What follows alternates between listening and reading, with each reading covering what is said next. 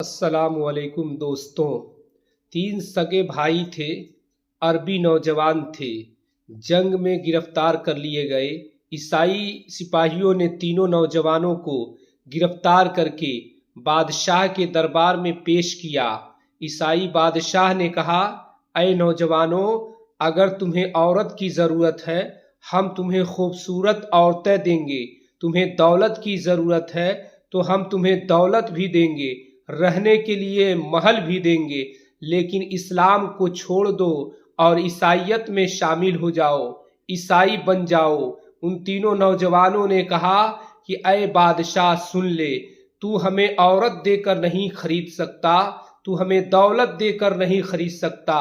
हमने एक बार सच्चे दिल से इस्लाम कबूल कर लिया है तो हमारी आखिरी सांस तक यही जवाब रहेगा कि हम जान तो दे सकते हैं, हम अपनी जानें राह खुदा में कुर्बान कर सकते हैं, लेकिन इस्लाम को नहीं छोड़ सकते, इस्लाम के दामन को नहीं तर्क कर सकते।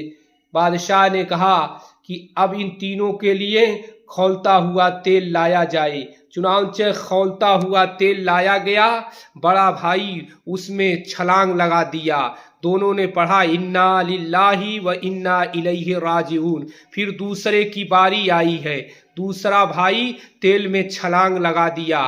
तीसरे भाई ने पढ़ा इन्ना लिल्लाही व इन्ना इलैहि राजिऊन। जब तीसरे की बारी आई तो एक वजीर को तरस आ गया। कहा, बादशाह हमें 40 रात की मोहलत दीजिए, हम 40 रात में इसके ईमान को छीन लेंगे, हम इसके ईमान को ख़त्म कर देंगे, क्योंकि अरब के लोग औरतों के बड़े शौकीन होते हैं, बड़े अय्याश हुआ करते हैं, हमें 40 रात की मोहलत दीजिए। बादशाह ने 40 रात की मोहलत दी। वजीर ने उस 18 साल उम्र वाले नौजवान को अपने घर लाया और लाने के बाद एक कमरे में बंद कर दिया। जब रात होती है, तन्हाई का आलम है, नौजवान कमरे में है, अपनी जवान खूबसूरत बेटी को वजीर ने कहा कि जाओ उस नौजवान के पास जाओ और उसका ईमान छीन लो, अगर वो ईसाई बन गया तो हम दौलत से माला माल कर दिए जाएंगे, सोने चांदी से हमें तौल दिया जाएगा। लड़की ने वजीर की लड़की ने दरवाजा खोला, अंदर दाखिल हुई है। अंदर दाखिल होने के बाद देखा कि नौजवान सजदे की हालत में है।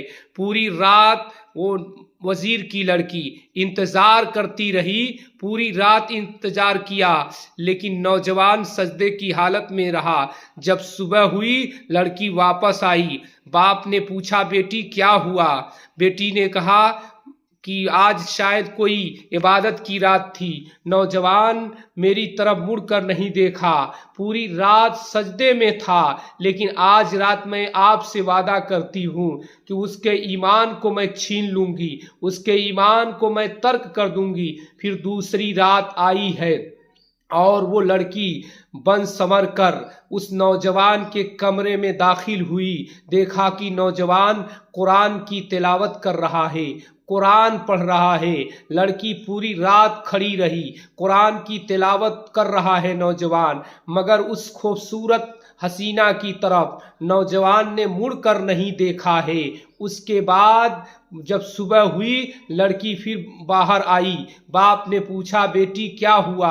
बेटी ने जवाब दिया, शायद आज उसकी कोई तिलावत की रात होगी। चुनांचे मुअर्रिख लिखता है कि 40 रात हो गई, नौजवान ने उस लड़की की तरफ मुड़कर नहीं देखा। जब 40वीं रात आती है, वो वजीर की लड़की कमरे के अंदर दाखिल हुई। कहा, नौजवान मैंने मान लिया कि तू ईमान में पक्का है, तू ईमान में सच्चा है, अब मैं तेरी गुलाम बन गई हूँ, मेरी तरफ मुड़ कर देख। नौजवान ने कहा, पहले तू इस्लाम का कलमा पढ़।